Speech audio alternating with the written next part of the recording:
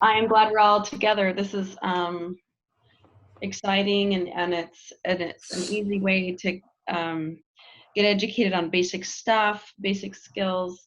Today is a basic skills class for sure. I'll go into deeper stuff, of course, like I do. So, um, like Heather said, you'll have the recording, the PowerPoint. The PowerPoint has everything that's in my little handout. So we have a handout on the basic skills of what I'm talking about today.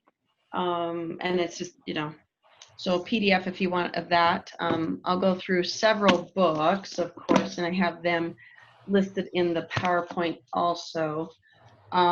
Just kind of like a note that I'm going to kind of, a disclaimer kind of that I'm going to do every time we talk, every month, is there's different circumstances for everybody. So the hurt child, the child that has a full diagnosis of something that's going on, autism and other issues, trauma.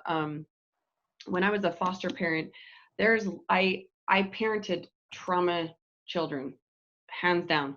So much extreme trauma and abuse, and so I brought this book in this morning just for fun, but because I've had it in a different office, but Parenting the Hurt Child is a really good one, and I don't have that listed anywhere on this PowerPoint, but there's lots of different ways that we have to go up and beyond parenting. And I will joke about some of this stuff in here, okay, the magical word's okay. Well, you know what? Okay, but it doesn't work with everybody and all the time. And it's not supposed to be perfection. It's not supposed to be, it's just a start. It's just basic skills that I think I have found in my practice that we have lost. There's those basic things that we've lost, and these are just some ideas, but this one goes into great parenting the hurt child, any trauma, any, my, autistic kids are, the hurt child is going to be totally different in how you parent. But this is the basics. This is like, still, you can teach any kid how to say okay. So these basic skills are how to follow instructions, how to accept no for an answer, how to accept a consequence, and how to ask for permission. And then I go one more step out of that handout of how to delay gratification. So those are the things that I see that we constantly have to remind ourselves to help our children remind themselves of how to do those things. So, I mean, of course, we're in school, we're following instructions all the time.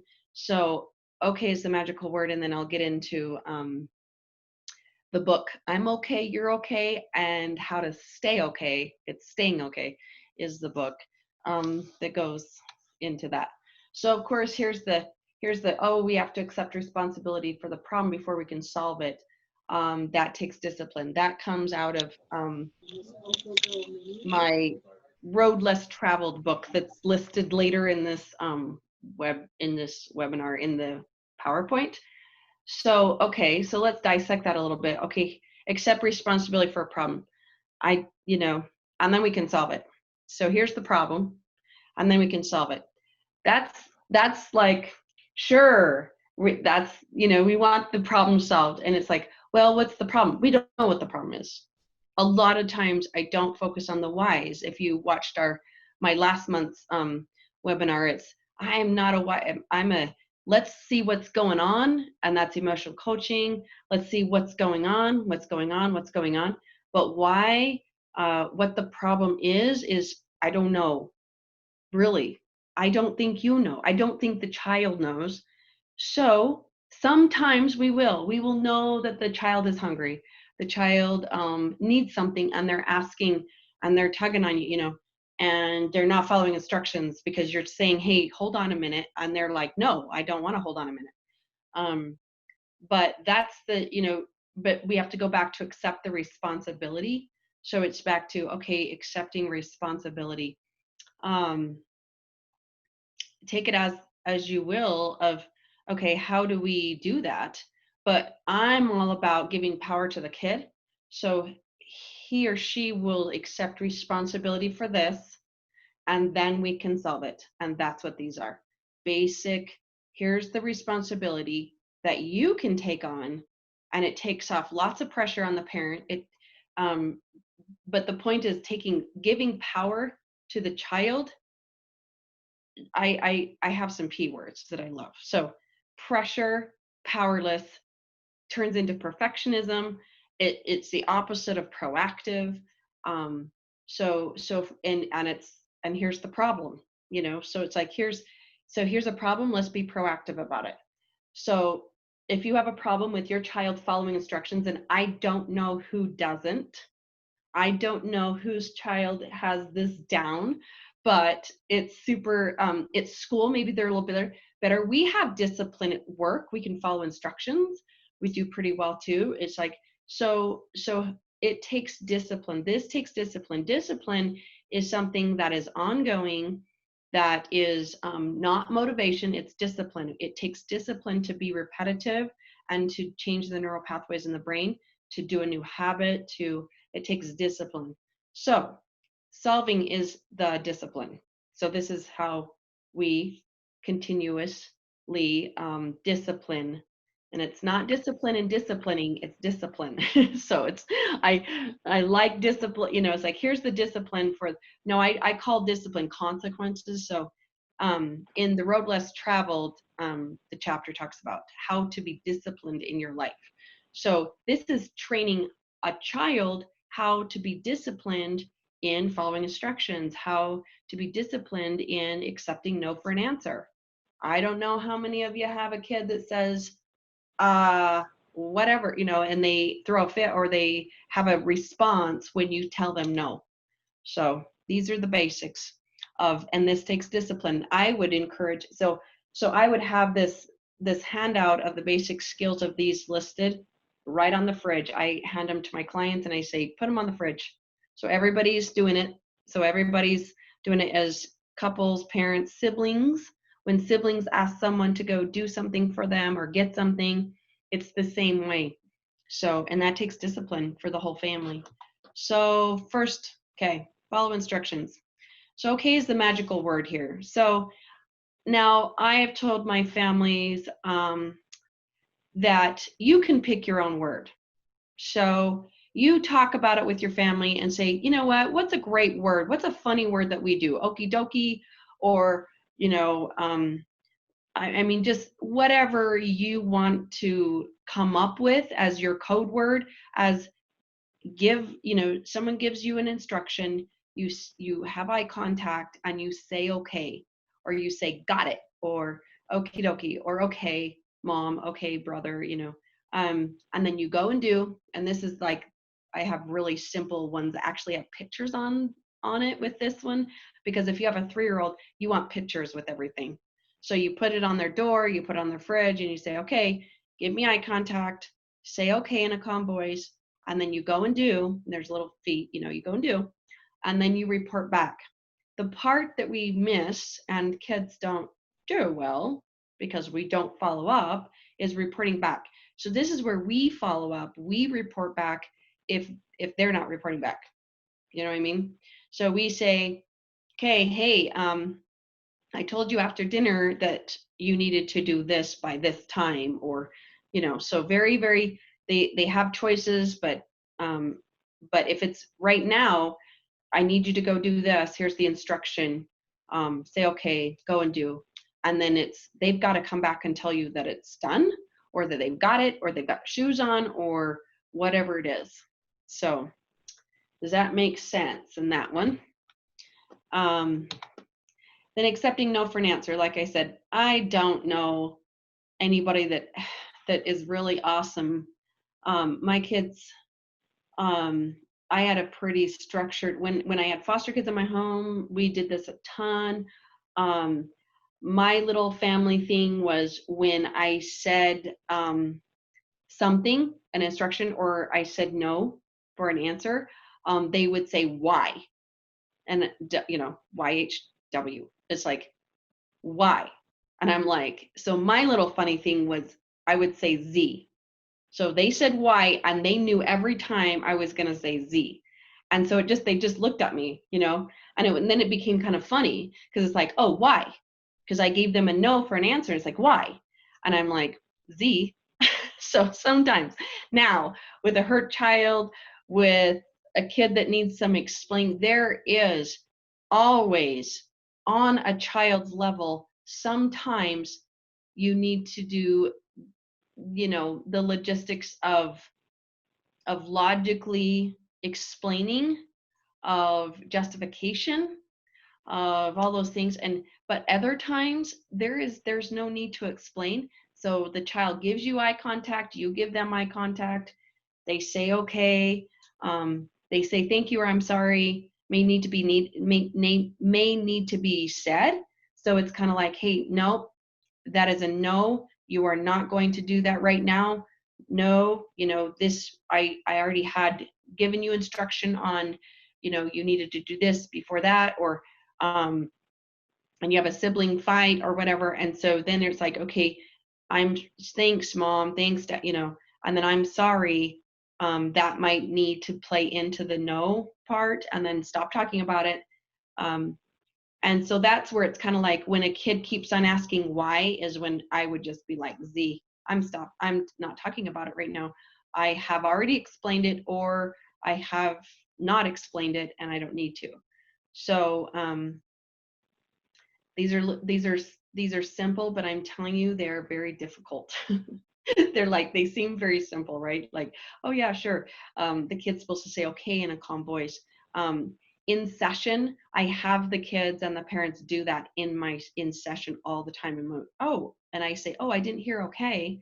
Oh, I didn't hear okay. And it takes them about 3 times. And then it's calm voice, eye contact, okay.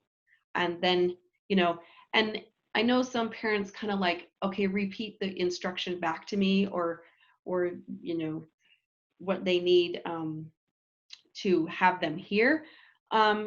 I don't know. I mean, if that works for you, I don't ever do that, but it's not, the kid is listening.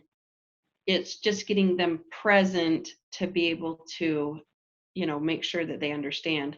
And like I said, other kids will need like a timer. I need you to go do this. And then you set a timer, and then they come back and report when it's done after the timer goes off. So, and then of course you go and check if you need to, if they've done a job or something. So accepting a consequence. This gets into the teens too. So in emotional coaching that I'll talk about a lot in all of these, in step 5 in emotional coaching, the child chooses a solution to the problem, our first screen.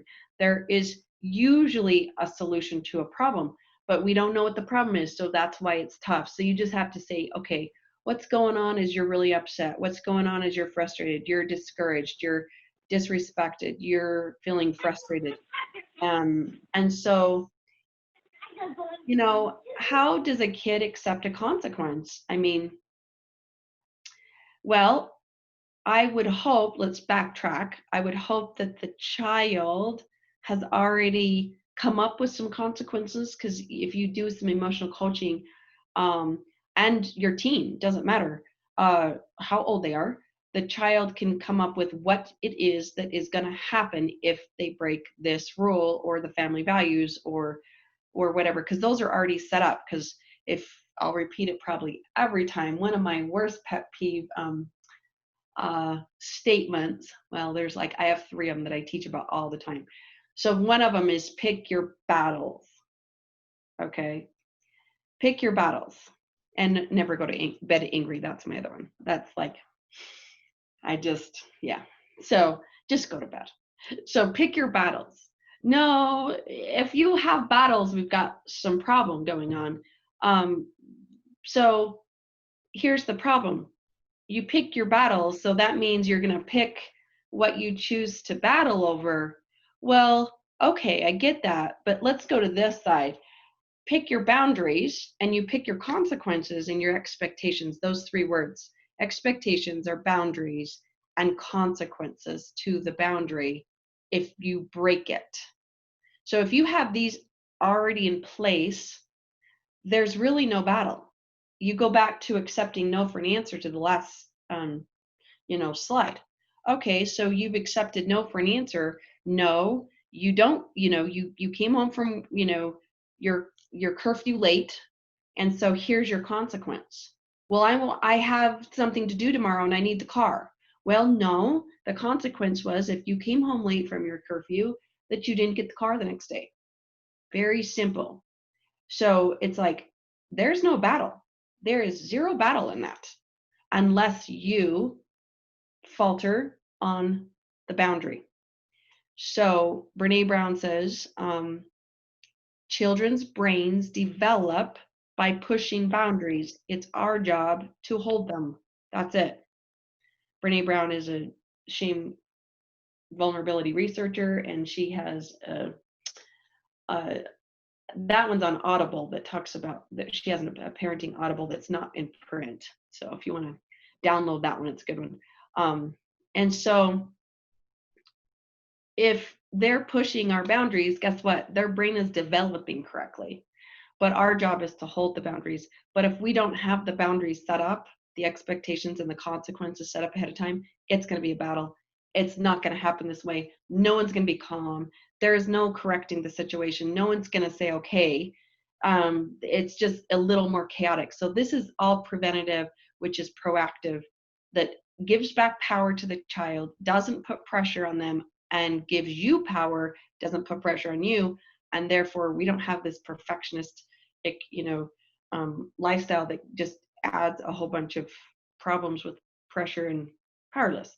So eye contact. Okay, no, here's your consequence. You've chose this consequence, or here's your 2 choices. So if there's a situation where you don't have a consequence because things happen and you have no idea until it happens, so then you give the child a choice. Do you want to do this or this? If you can. Sometimes there's just not that choice, but the best way to give power to the child is to give them 2 choices. And that's just, okay, here's your consequence. And they say, okay, I picked this one. They say, okay, I'm going to pick that consequence and then correct the situation. So the choice is that they've been set up ahead of time, which I'm talking about, and then the repair. So I add repair in there because John Gottman says, all of this is about repair. Any relationship, we've got to learn how to repair it. And that's teaching the child to have empathy and emotional coaching that child through repair and safety. And then if they need, so whatever that consequence is, if it's a longer process of a consequence over, say, a week, I don't really like long consequences, but say the child has to earn back $20 because they stole it from their brother. Or I had my kid, if they missed the bus, then they owed me gas money and I would take them to school. So if it took them a week to earn $5, then that's the repair. So it's continuous, and then you have to check in with them, just like the basic follow instructions. So you go back to that one. Hey, have you follow instructions? Have you, done this job to earn the $5? And they say, yep, it's done. Okay, show me, report, and then stop talking about it. And then of course we have a problem if it continues and the consequence isn't followed. See, this is all the basic stuff. So what if, let's just talk about that for a second. What if what if they just don't accept a consequence? I mean, let's talk about that at the end of this webinar a little bit. I mean, what do we do? Like, I honestly, what do we do?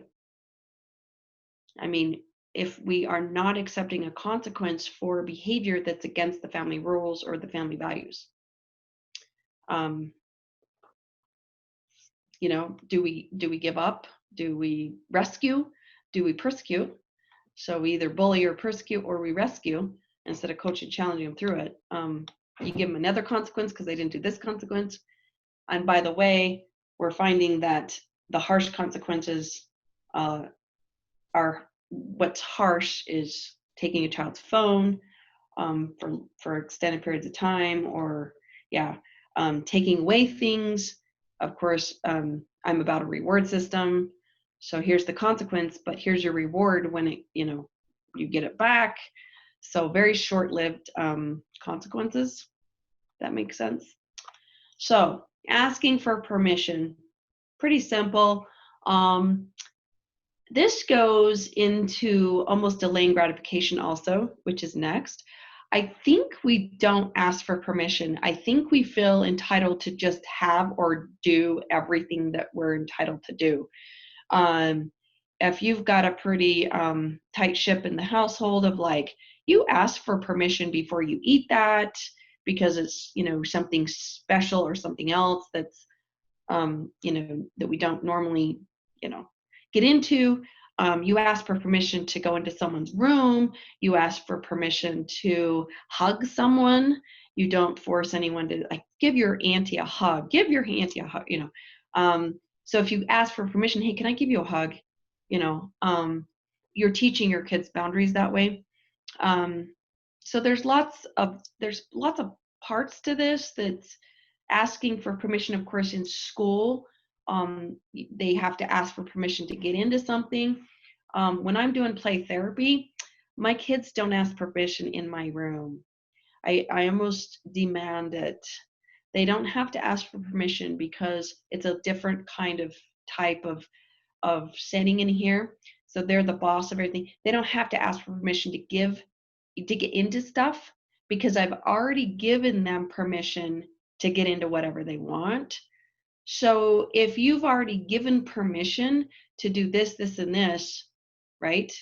And the kids already know the basic rules of your household, but if there's something extra, you have to basically explain that. You have to disclose that to everybody in the household. This is things that you need to ask for permission for, to stay out later. So this is all through text, right? And through phone calls maybe, but it's like, so I would encourage you to talk on the phone if your teenager or your kiddo has to call you to ask for something. Hey, can I go over here instead of here? Can I go stay out later? I'm gonna, whatever they're doing, have them call you because you can hear their voice. You can say, you know what? This is why I'm not letting you this time.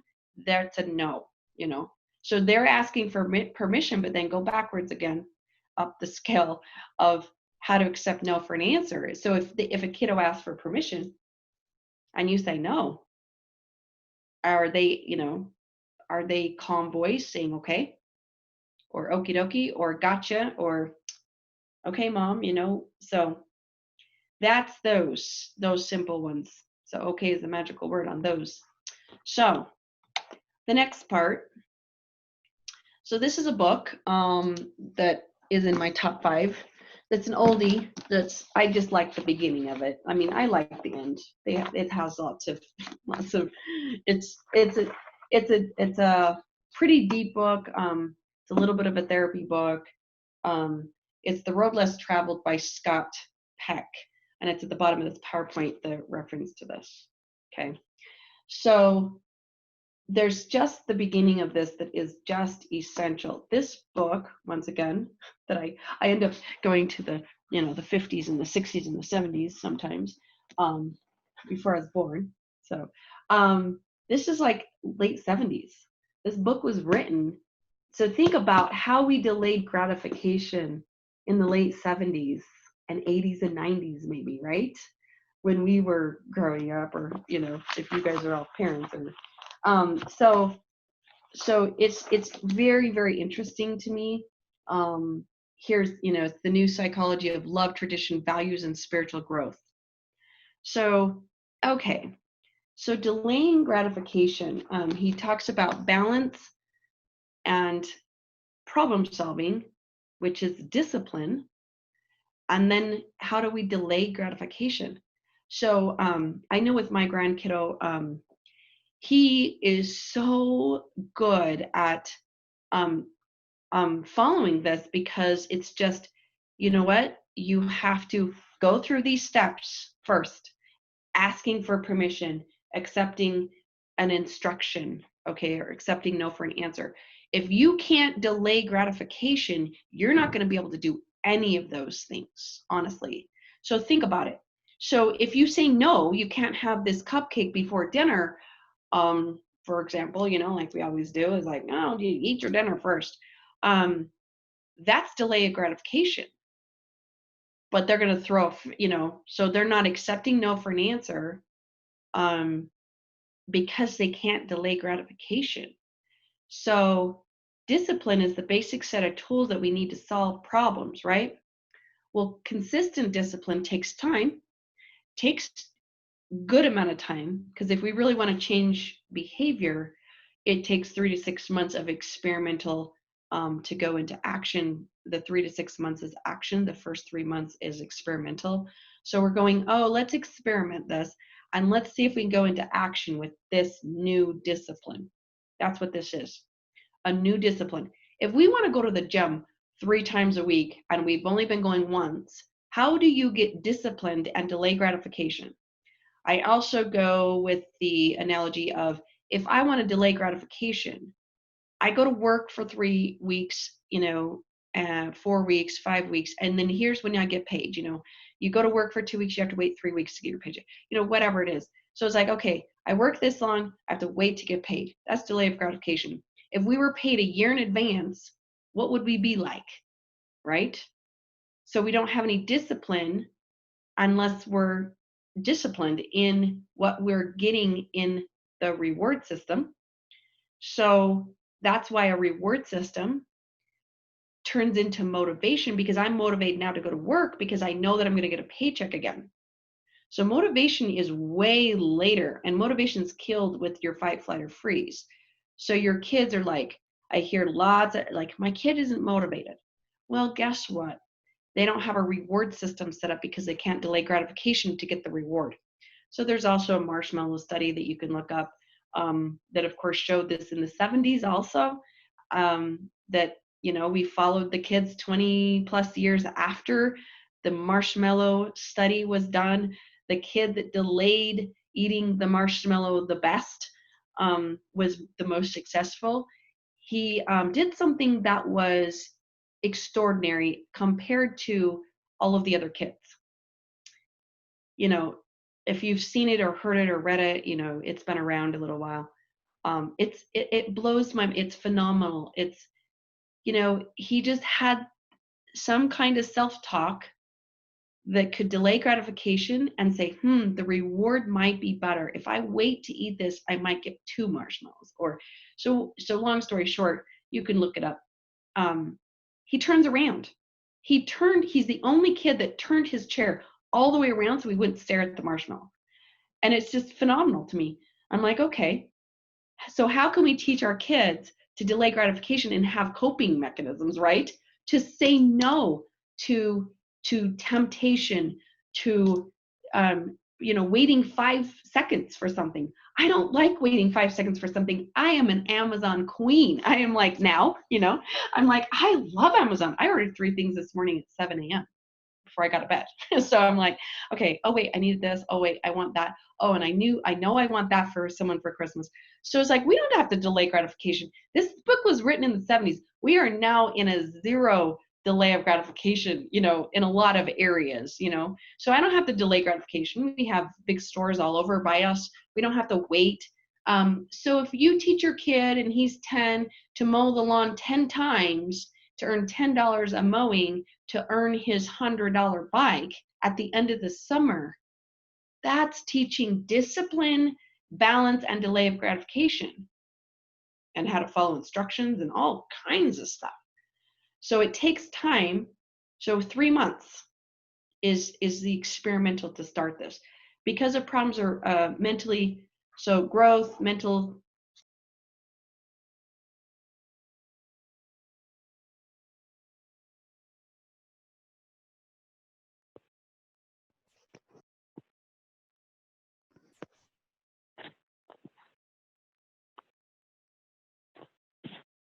Can anybody hear her? I think you might have just muted yourself. Can you guys hear me? Did I mute me? Yeah, I think you muted yourself. There you go. Oh, I like pushed the thing away from me. So I could find the, okay, am I there now? So how far? Yes, So you're there. So the tendency to avoid or ignore problems and the emotional stuff that we stuff, right? So we stuff emotions. And of course, that's the primary basic of all human illness because we're stuffing. So mental illness, this is a quote from the book. So delaying gratification is a process of scheduling the pain before the pleasure. I mean, who wants to do that? Nobody. So when I'm doing pain management with people, it's a time thing. So if anything helps with discipline and delaying gratification is, I don't know, but this is my thing. This is just my thing that I teach a lot of people about. I don't know. Try it. Is the timer, the time. Everyone has time, right? We all have 168 hours in the week. We all have 24 hours a day. So guess what happens? Make the time your boss. Make the timer your boss. So you set the timer for 15 minutes, for 10 minutes. Go to the dollar store, get the wind-up timer. We don't need a device. We don't need anything. We just need a wind-up timer. We need, I have the little flip timers that just the sand goes through it. And when the sand's through it, you're done. So for little kids, you set the timer on your, on your phone, and in 10 minutes you get to be done. In 20 minutes you get to be done. In an hour you get to be done, but you set the timer and you do something for 1 hour. So 10 minutes is if you have pain management issues, then you vacuum for 10 minutes, say you just had a surgery or something, and then you stop. You organize for 10 minutes and then you stop. You do this. So a kid, the best thing is to make the time their boss, not you, not them. So you know what? You do your best at folding up your socks and organizing this part of your room or this part of your clothes, and then you come back and report to me when that timer goes off. I'm going to come check to see how much you got done. And they're like, yeah, I got done. But then delayed gratification is, now here's the reward. You get to watch your movie, you get to go out and play, you get to whatever, because first we have to do this. It's like home, it's like schooling. We have to do this before we get the reward. And kids have a really hard time with this. It's extremely painful to sit through class. It is just becoming, there's so many issues and so much worry and panic. And so that's a different situation when you got a kid that, you need to coach through that. But so pleasure by experience. Yeah. Is that timer thing the same for toddlers? Absolutely. Okay. I love it for toddlers. So let me show you my little, I have this on my desk, right? Like when it probably came out of a game somewhere. But this is like, I put this on the desk when I have a kid in my office every time. And I say, okay, when this is done, our time is up and we got to go. Because I know it's just basically a 2-minute warning. So they're like, I'm like, oh, nope. Guess what? The sand's all through it. We're done. So it's setting a stove timer, anything. And same with timeouts or time ins. Once again, don't ever do a timeout in their room, ever. That will be later in other, webinars we do, but different rooms are very important. And so we don't want to discipline or to have timeouts in their bedroom. But the same thing with that, you can always do timeouts with the time. But it's not until you calm down because I don't think that's effective. Like, you're going to sit here until you calm down. All you're telling the child to do is opposite of emotional coaching, is that they don't know what that means, and they don't know how long it's going to take them to calm down or anything. But it's just, you know what, you sit here and you let it out and you cry and you throw a fit, and I'm going to set the timer. And if you're done by 5 minutes, great. I'll come check on you. That makes sense. It's not, kids don't know time. I don't know if teenagers know time. I mean, like, I don't know who knows, but it's like, that takes very strong discipline to be scheduled and to be disciplined in doing this, this, and this, right? Doing your homework, turning it in, this is all discipline, but delaying gratification has to come first. So, I have 8-year-olds, 6-year-olds, 10-year-olds, like parents are going, I don't know how to get them off the computer, off their gaming, off their, YouTube, off, they're sneaking it. They get on the computer, they sneak it in the middle of the room, in the middle of the night. And you know what I'm saying on that? One day I just came up with that. I don't know, but I'm like, take the cord, unplug it, turn off your Wi-Fi, do whatever you need to do, because you can have all those limits to that. So time is your boss. 10 p.m., the Wi-Fi is shut off. You can do that. At 11 p.m. on the weekends, whatever it is, their phone can be shut off at 10 p.m. and 11 p.m. So it's time. Nope, I'm sorry. The time is the boss, and it's just 10 p.m. It's not me. It's just the time. And that's just how everybody is, the whole thing. And in the book, it talks about children must learn this concept by the age of 5. So my grandson is 4.5, believe it or not.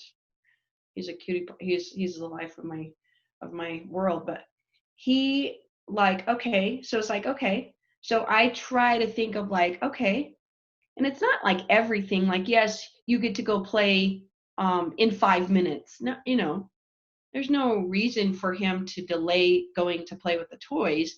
But if it's after dinner, if it's after this point, if it's not right now, then you have to give them a time, a reason a little bit sometimes. But you have to teach a child before they're 5 to delay gratification. So whatever way you do that. So this is the deep part. We'll get to it for a quick second. So I'm okay, you're okay. Once again, an old time book. This is staying okay. So staying okay is a part of this in it's like 172 in here, talks about how to move a habit, how to get disciplined with a habit.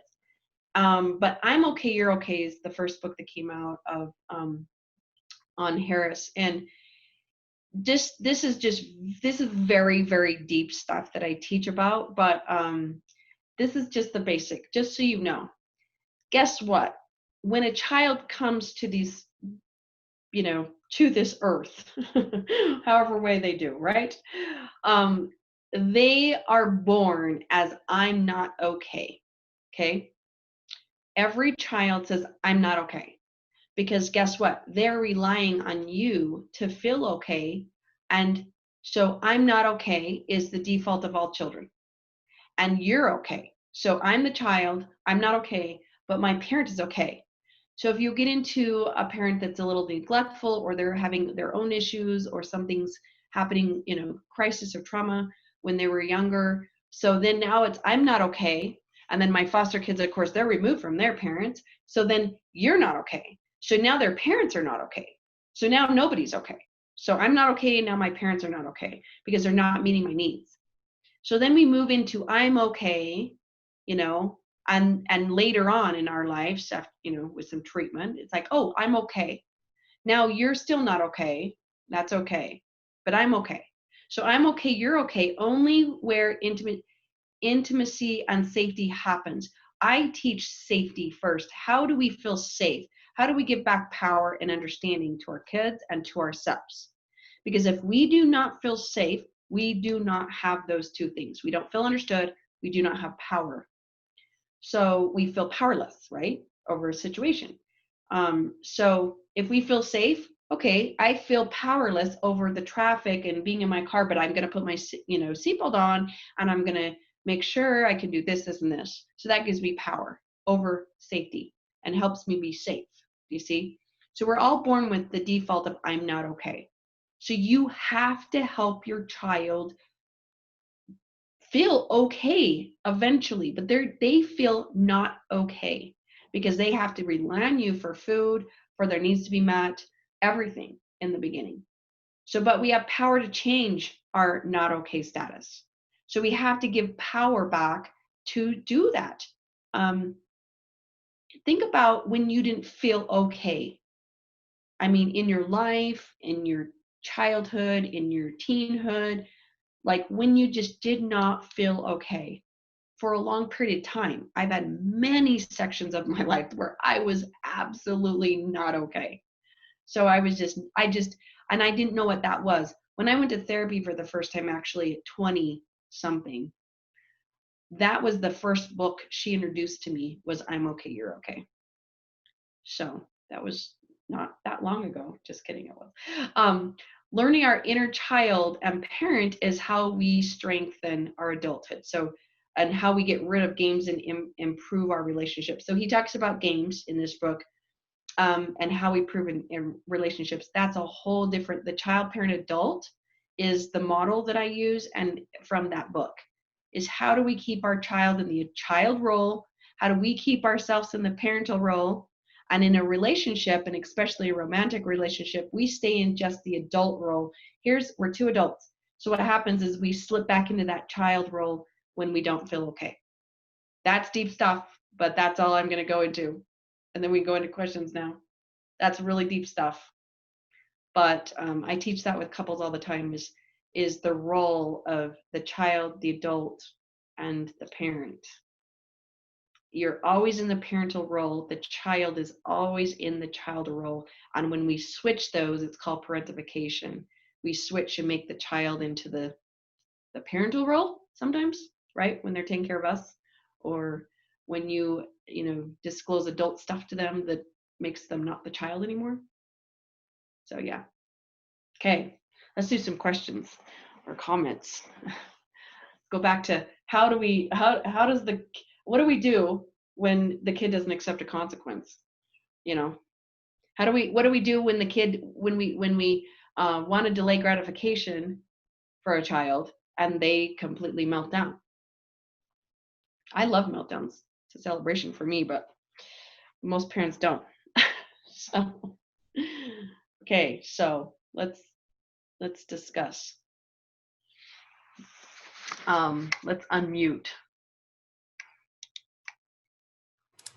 Yep. So if everyone can mute themselves if they have a question and they can speak up. And did you go over what? I know somebody did ask. She's actually doing this now. She has this stuff up on her fridge, but her kids just aren't responding to it. Okay. So how do we be consistent? And they're not responding. So what's the consequence when they don't say okay?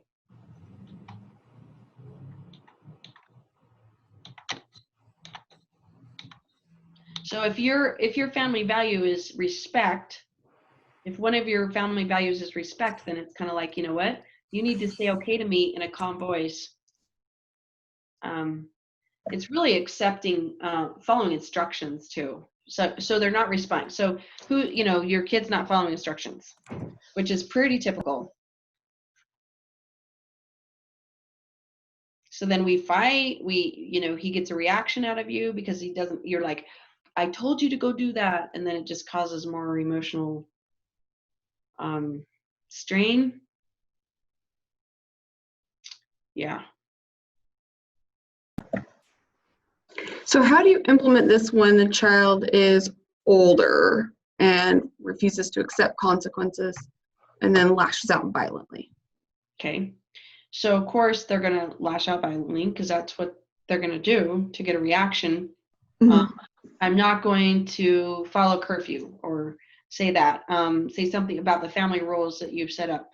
So, okay, so then there's the consequences part. This is where we're getting really difficult. It's really difficult in teenage years to have a consequence.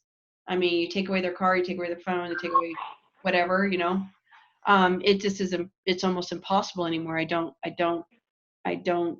promote that. Of course, if there's severe stuff going on, then yeah, you got to take away the car and the phone. If there's the laws being broken, that, harm to yourself or others, that's the bar. If you're hurting yourself or others, no, you don't get those things. So of course, emotional coaching is okay. I'm sorry that you're raging because, so call it whatever they're having, whatever emotion they're having. And it's like, okay, you're raging because I've given you a consequence or a no for an answer. And then they're not following the consequence, right? I mean, I'm as lost as you are in all of this of how do you follow through? How do you take away a privilege? Because I know how to reward. So basically we're rewarding with good behavior when they're doing things right, right?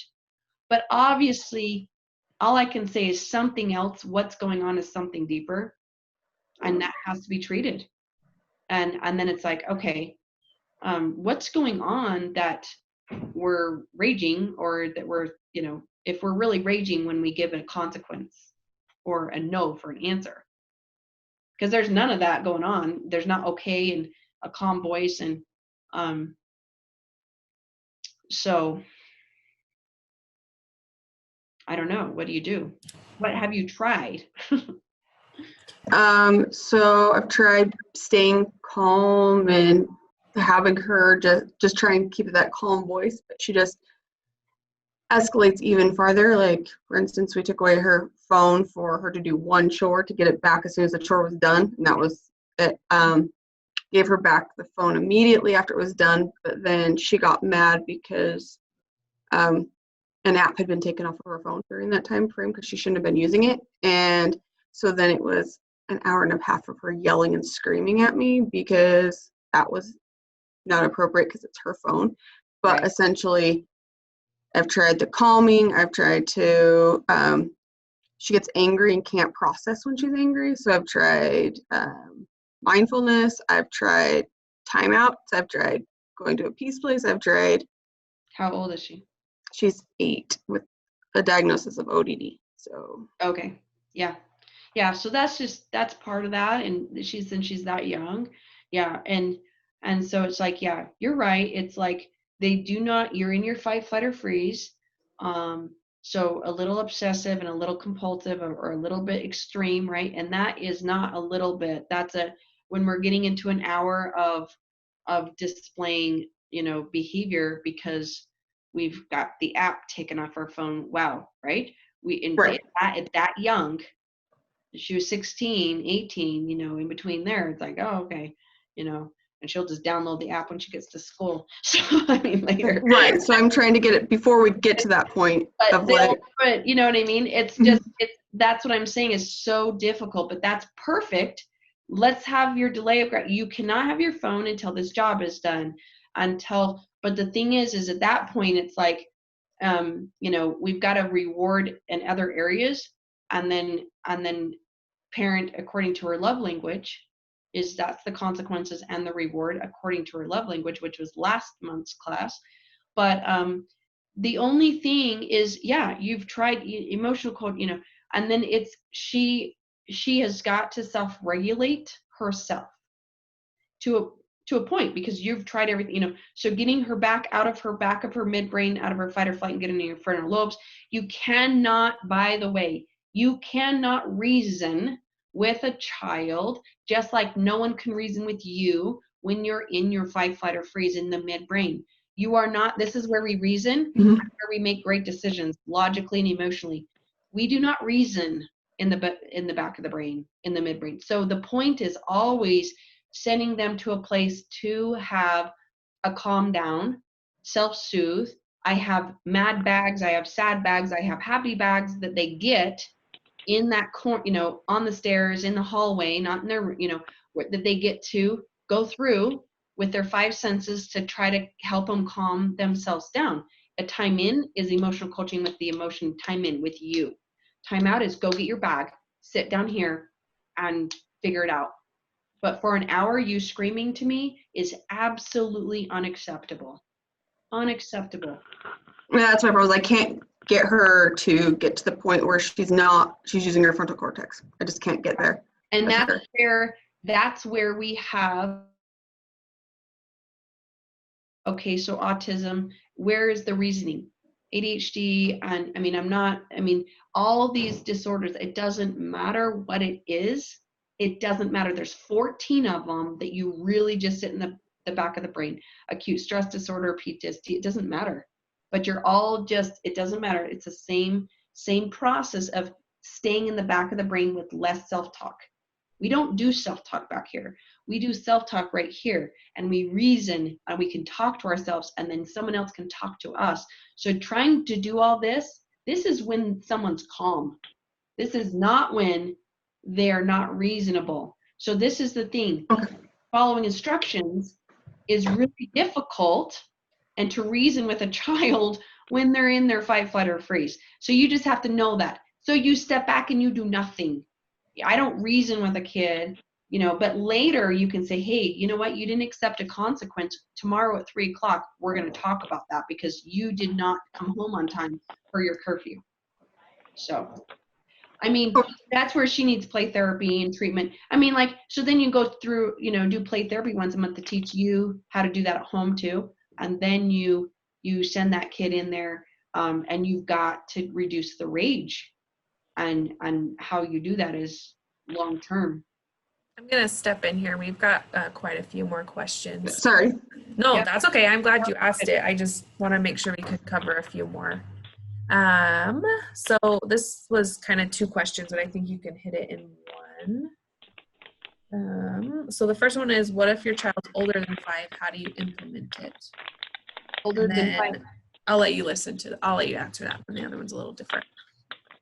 So what was that? Over 5? If they're old, because you had mentioned that you want this in place before they're 5. Oh, the And what delaying they're- gratification needs to be taught before they're 5 is from the book, like his suggests. So before they're 5. So what if they're over 5? You know what? I think in last months we talked about this a little bit, is how do I start now? Is it too late? You know? And and I will go back to that Brene Brown story of, like, you know, a lady learned how to parent without shame at 70 years old.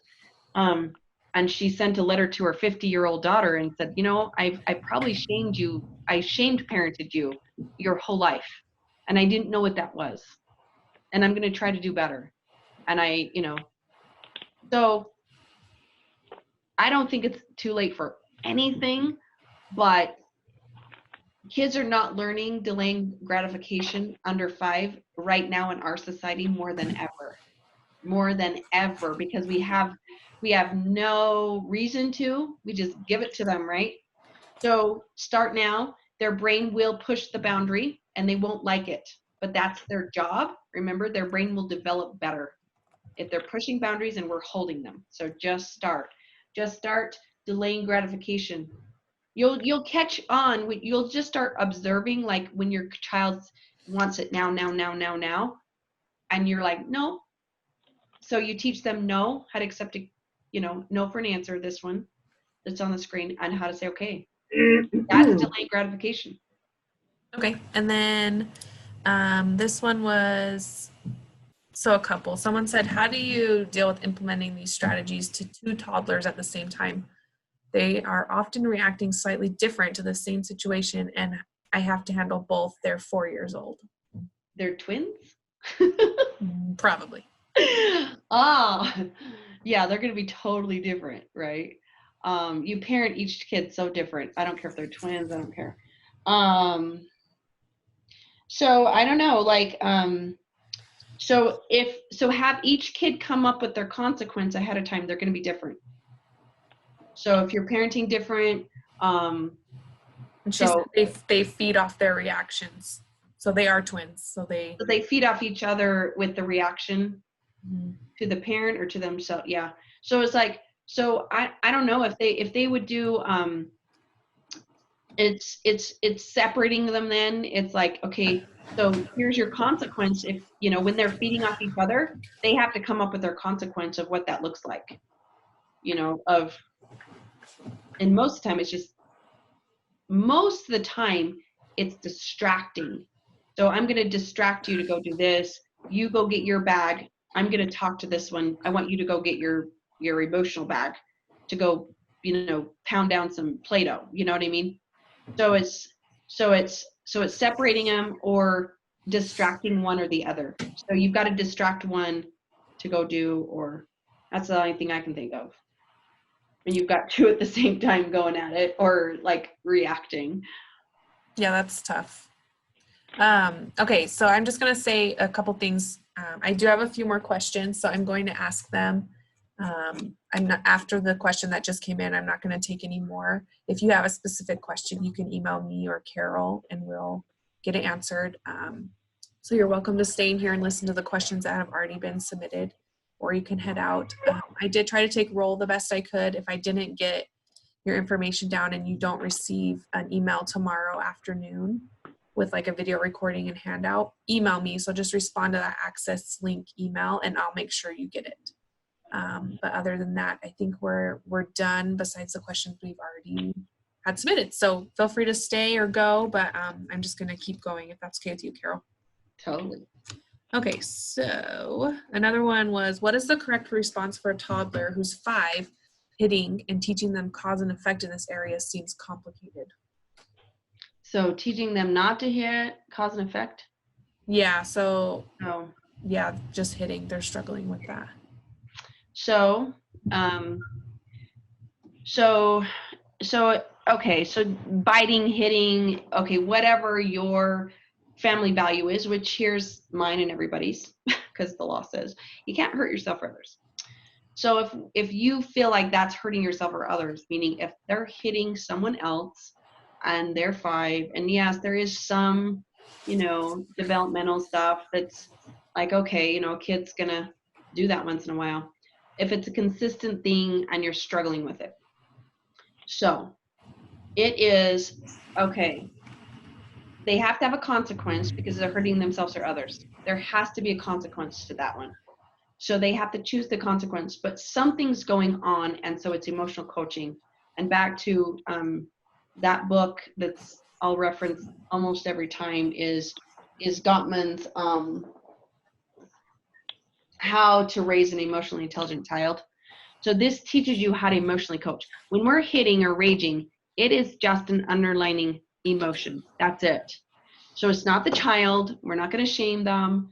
It's their behavior of an underlining emotion. So emotionally coaching that kid and calming their rage. Once again, you can't do that when they're in their fight or flight, because anytime you're hitting, you're in fight, flight, or freeze. You're not going to reason with them. You're going to give them a consequence or remove them or distract them. So if they're hitting and they're not, they're hitting a, daycare kid or, a sibling or a cousin or something, of course you remove that and then you distract, and then there's the consequence. So if you're going to reasoning is saying, hey, do you want this consequence or this consequence? Now, kids raging, that's reasoning that you're not going to get to, a kid to actually make a decision. So you have to have those set up ahead of time. And then reward system, when they have strong emotion without hurting yourself or others. I celebrate that. I have parents celebrate their strong emotion if they don't hurt themselves or others. So work on the reward, work on the strong emotion. Like, wow, you're having a strong emotion right now.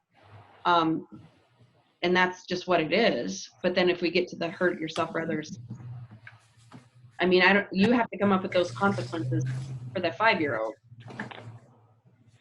Okay. All right. And another question. So it says, do you fear over rewarding young children because they are being conditioned to not develop intrinsic motivation? I give my child money for cleaning the room, but that creates a mindset that they won't clean unless there's a reward.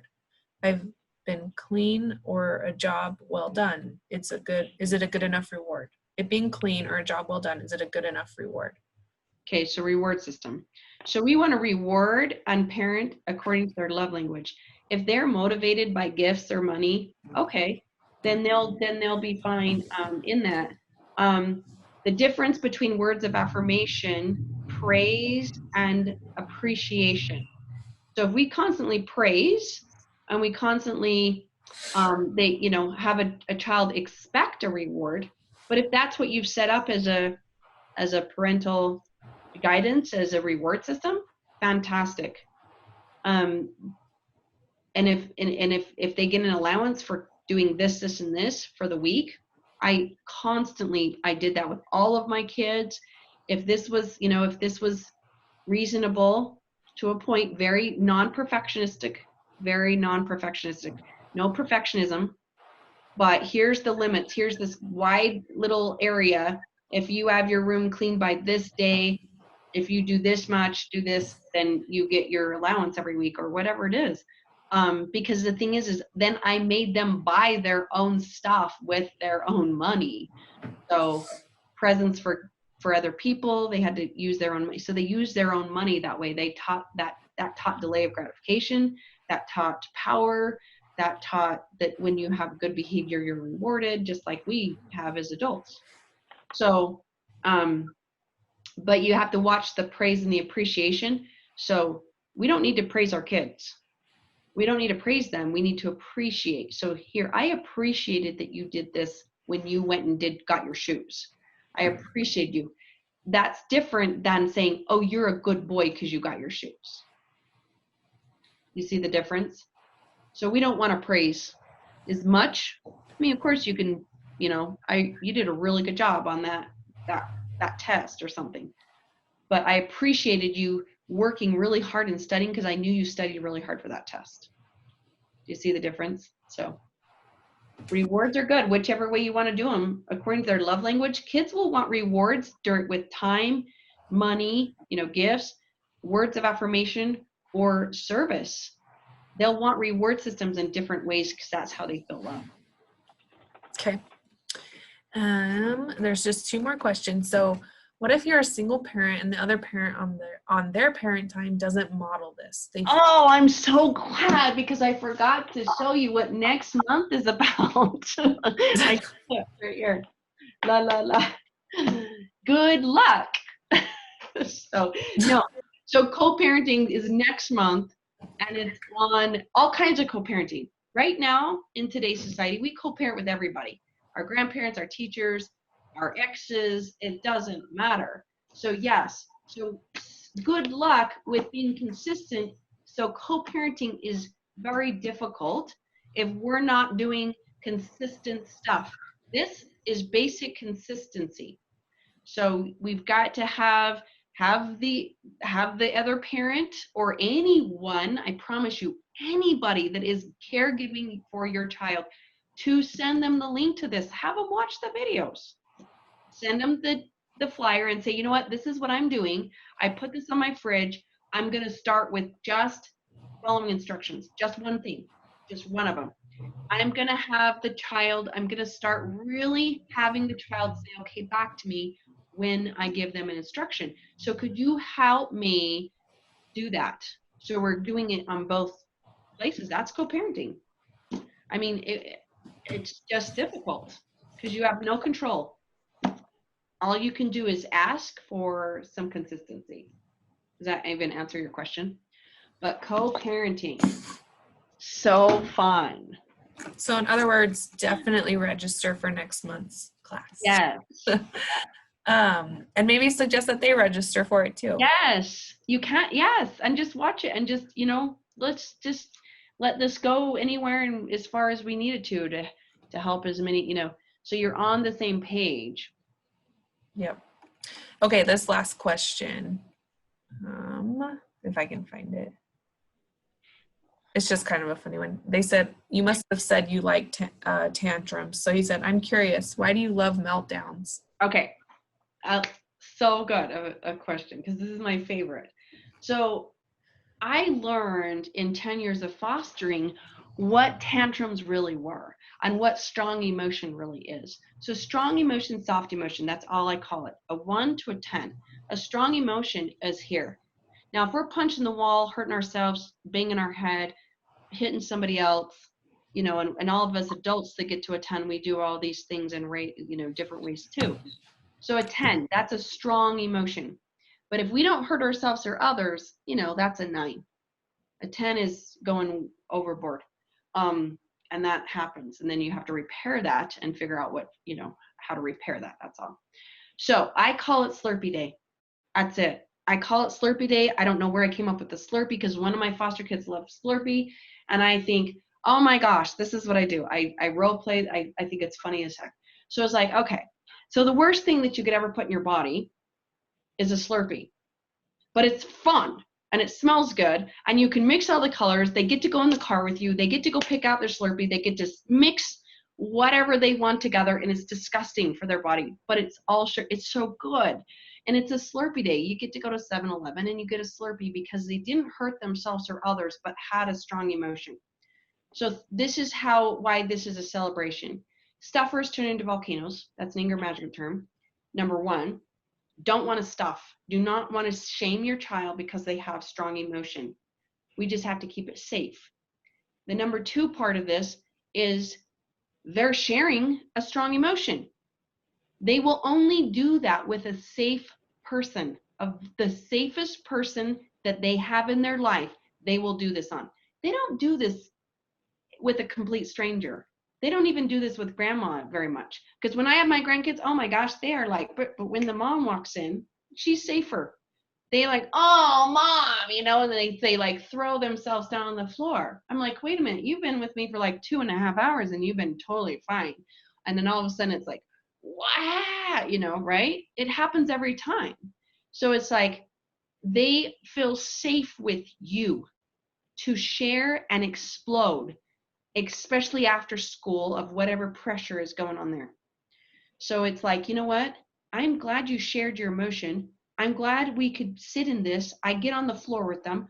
Let's have a tantrum, kick your feet, but be safe and get it out, because stuffers turn into volcanoes, and that is what's more dangerous. So the more emotion that they let out, the less trapped and trauma happens in the brain, the less trapped. So trapped emotion is not healthy. So it's a celebration for me. Okay, that was the last question. So like I've mentioned, I will email out this recording, and if you don't get it, just respond to my access link email and I will get it out to you. Yeah, and next month is co-parenting and blended family. Any kind of parenting, co-parenting with anybody. Oh, that's good to know. So Yeah. Cool. Co-parenting, we think of, exes and Right. but really think about like all the co-parenting that we do with everybody. So That's true. Okay. All right. Well, Thanks. we'll see you guys then. Thanks. Thanks.